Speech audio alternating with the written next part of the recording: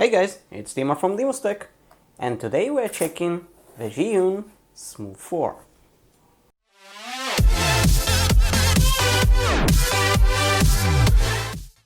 It's been a while that I was interested in a gimbal, but I never bought one, and actually this one I didn't buy as well. Now this one is for smartphones, and I actually considered even a gimbal for the DSLR camera.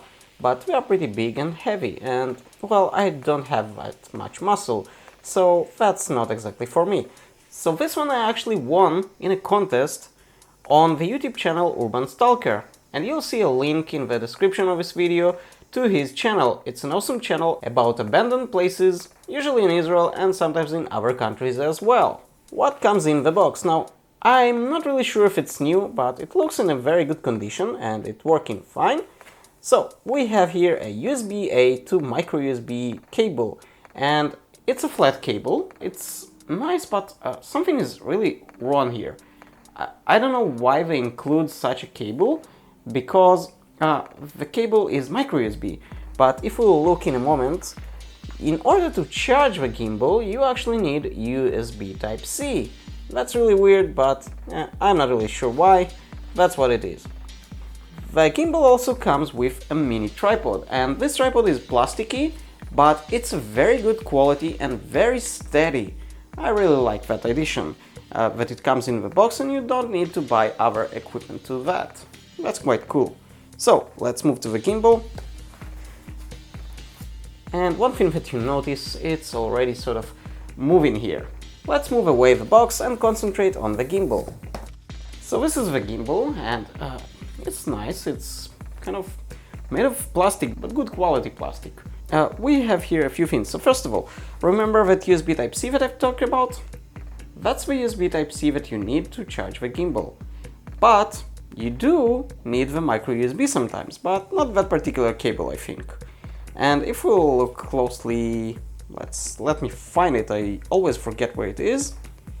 Oh, here it is. So on the gimbal itself, there is a micro USB, and if you buy a short cable, I'm not really sure why it's not coming in the box, but if you buy a short cable from micro USB to, for example, Type-C or to your phone, you can actually connect it to your phone while using the gimbal, and it will charge your phone. And that's very good, since the battery on this thing is actually very durable in comparison to your phone. It will outlast your phone with no issues many times. Now, the gimbal itself is 3-axis gimbal, and this is the Smooth 4. It's not something new, though it's quite good. And honestly, if I'd consider buying something now like this, not fully sure that I'll go with this one. This one has a very beautiful amount of features, but honestly, there are smaller types and much easier to carry. And I think this gimbal is more for the user who really needs those features and less just a small and good gimbal.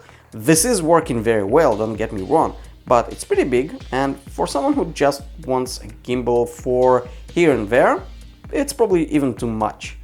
According to Amazon, currently you can get such a gimbal for about $100 US, which isn't that much actually, and I actually saw gimbals that they're less capable, though they cost more. Though it's a little bit difference, but still a difference. So, we also have here this thing, a quarter screw, and that's for our mini tripod and also for other tripods as well if you want. That's quite convenient. So, what do we have here on the gimbal? Let's look a little bit at its controllers. So, we have here a knob that you can rotate. It's very smooth, and that's part of the reason that it's called Smooth 4. But honestly, it's jittery in the app for some reason. I tested it on 2 Samsung phones because my phone, the camera doesn't really work right now. I don't know, it's quite jittery a little, but it works. I mean, if you get used to it and you work slowly with it, it will work really good. I'm probably not used to such things. So, we have here a few buttons. So first of all, this thing is rotates, and it's quite cool. You can choose different things. If you press in the middle, it's basic flash or choosing something. To the left is switching to your other camera, so if you want to take photo of yourself or take video of yourself. This thing should change the exposure, though I didn't play with that one honestly. If you press down, it will actually open the albums, so whatever you already took. Now this thing, if it's not pressed, you'll control the knob with zoom in and zoom out. And that's quite convenient. When you press on it, it will actually control the focus, and that's very nice. Honestly, that's quite a cool, nifty feature. Just one button and you can control your focus. You can get great cinematic footage with that. Now, I guess this one is obvious, start and stop recording of video. That one's same for photos.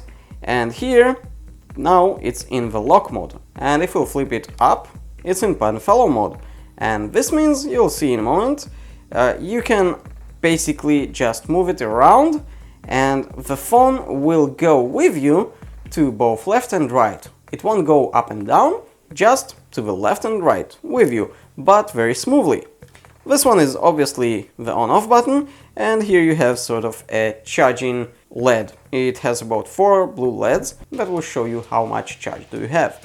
Now, we can go here and see another 2 buttons, and that one are very interesting buttons, and basically when you hold the gimbal, your 2 fingers here can access it very easily.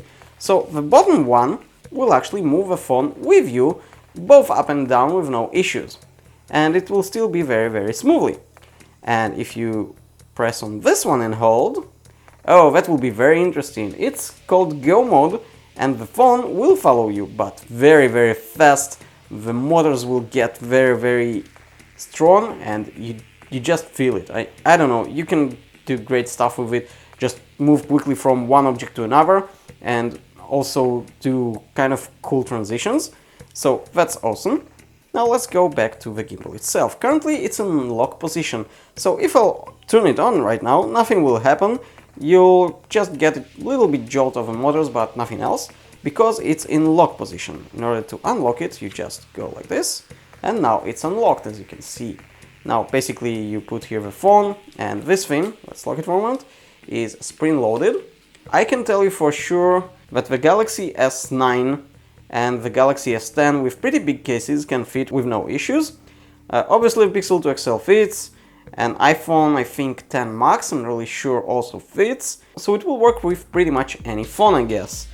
Not fully sure about all the new Galaxy Note versions, they are a little bit bigger I guess, but yeah.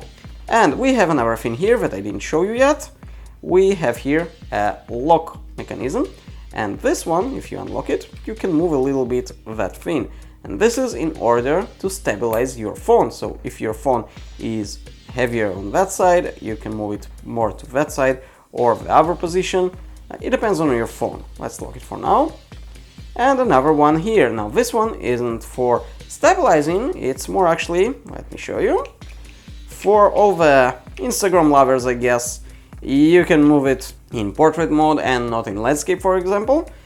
So let me bring the Galaxy S10 Plus and I'll show you a little bit on the app. This is a little bit different angle for me, so I hope you can see it well. And the gimbal now is on its mini tripod, so it's very stable. So we have a few things here. We have the Galaxy S10 Plus, and let's put it in. So how do you put it in? Very simply, as I said, spring-loaded, just like that, and that's it, it's in. Now we need to unlock it, like this, and it's actually already a little bit stabilized. I already moved the thing here, the lock here, so as you can see it's not that stabilized right now. Let's try to fix it. So I'm going to unlock here the knob and move it a little bit to the center, and as you can see it's too much.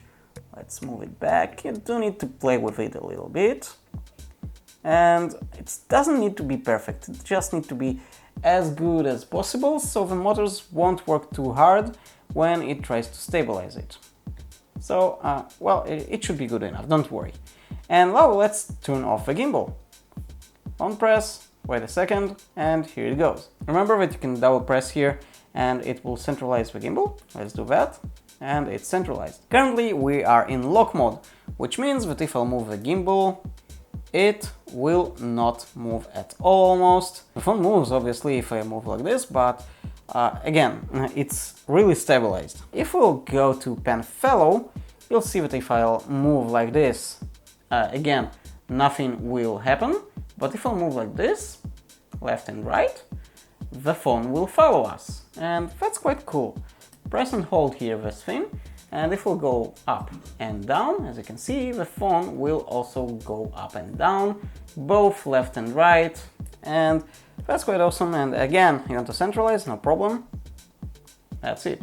Remember that I told you that we can go to Go mode if we press the upper one, and it's a little bit hard to actually do it in the camera without being in the shot, but I'm pressing it, and as you can see, the phone is moving really quickly and smoothly. That's quite a good feature for some shots. And note that all of what I just did is controlling the gimbal itself, so it doesn't matter which app, or if any at all, you use on your phone. It doesn't matter at all. You can even put here a GoPro and it will work the same way. Now let's go to the app. Now the app will allow us other controls, obviously, different stuff. And the app, keep in mind, it's a Chinese company, a Chinese app obviously, and for some reason it does request some permissions that I disagree with them. Obviously the camera and everything, it's quite understandable. So we hit here connect. Obviously first we choose here the Smooth 4. As you can see, it will connect via Bluetooth here in a moment. Now it should already recognize it. You need to connect here for the first time and then just enter now. And here we are in the app. As I said, this will control the zoom in, zoom out currently, and it works really smoothly if you are not playing with this jerky like I do it for some reason. I don't know, for me just not comfortable enough for some reason, but it does work pretty well, as you can see. And if we press on that, if you remember, it will now control autofocus. And there's nothing in the shot here, but you can tell that it's moving focus. We can use all the things here, so we can turn on the flash, turn off the flash. That's kind of obvious. We have other stuff here as well. We can also look at ourselves and switch to that camera, and now you can see the camera and everything. Now the light is coming from there, so it's hard to see everything very well, but let's go back. And let's go to the menu and see what we have here. So let me just tell you already that this thing, the resolution, this is actually the first time that I see it on 4K 30 FPS. Usually for some reason it resets it to 720p and 30 FPS, and it doesn't matter what phone you have, it just resets it for some reason. I'm not really sure why. Anyways, we have here manual options for ISO, shutter speed, etc. We have a scene mode, and let's go inside. Now, currently it's on follow gimbal, so basically the motors are prepared for following movement, but they're not prepared exactly for walking and motion, as far as I understand. For that, you can move to walking or to motion.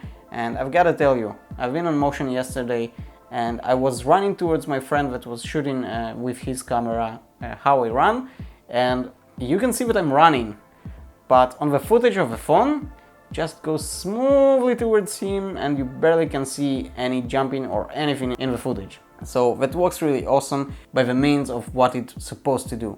So we have here filters, we're not going through that, some other settings, white balance, HDR on or off, timer for footage if you want to start a countdown and only then take a photo or video, flash I already showed you. We have the camera options, and let's go here and see what we have here. So we have a vertigo mode, which if I'm doing manually and if I just zoom in and walk backwards or the opposite direction, it works really jittery for me. I don't know, it didn't work that well. But whenever I switch to actually this option in the camera and set it, it's quite not comfortable to set it for the first time, and I don't know, it's a little finicky I'd say, but it does have its options. Again, it will do the same effect.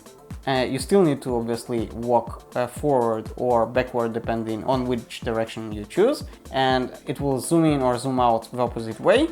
So basically the dolly effect that you see now on the screen, it's pretty much a cool effect. I'm not really sure how much you should use it. You can get some cool cinematic things with that, but I don't know how really usable it is. We also have here the phone and the gimbal battery. And as you can see, the gimbal battery is still on 100%. That's after I used it yesterday. I shot now this video on English. It was with my microphone disconnected accidentally, so I have to reshoot it now. As you can see, I showed it already in Hebrew as well, and it's still on 100%, so that's quite awesome. And we have here, let's go back here, the motion time-lapse. Let me show you what it does. So let's go here to lock mode for a moment. And motion time-lapse will basically do a time-lapse, but the gimbal will automatically move from point A to B, and we can add multiple points with no issues. So basically you set it to wherever you want, for example like this. Press on the plus here to add a point. Go, for example, here, press another plus, for example, another point, and then we can go here, for example, like that, and hit another plus. And basically I'm not going to do too much things here. There's even roll control. Oh, I didn't know that it's even capable. Let's try to do a roll as well, and hit OK here. Oh, I'm not really sure how that will work, but you know what? Let's do it like this. Let's delete that. And the last point, we'll set it like this with that roll. Okay. And let's do it like this. Hit next. And we have a duration. Let's see if we have, yeah, it's only 30 seconds. And let's hit just start and see. Now it will automatically go to the A point that we started, and it will start the recording as it did right now. And it will go smoothly and in a low speed, and will take the time-lapse for you. You don't need to do or set anything, just leave it as it is. And as you can see, it's already on point B almost, and then it should start rolling, I guess, and also going down. Let's see if that's what it does. The rolling thing should be really awesome. Yeah, it's kind of rolling a little. I'm not really sure how exactly. Yeah, it does roll. That's quite interesting. I didn't know about the roll. So you see, that's why sometimes it's good to do the same test more than once. So we have regular time-lapse, and that's quite awesome because you can track objects here. You can track some object, for example a building, and go around it, and it will track it. And it's not perfect, the tracking, you'll see in a moment. But if it does work, you will be able to get a very good time-lapse or video, it doesn't really matter, of a building from around it, while it keeps the building in the center. So that's quite awesome. We have a slow motion that, how should I say it?